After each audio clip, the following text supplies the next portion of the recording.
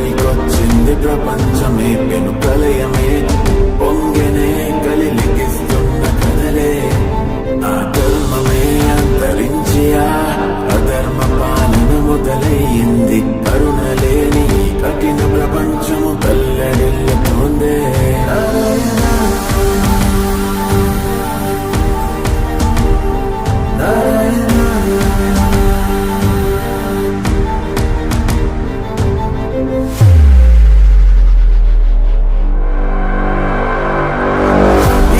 విశ్వము చివరి ఆశ నీ రాక కొరకు వేచున్నదిగా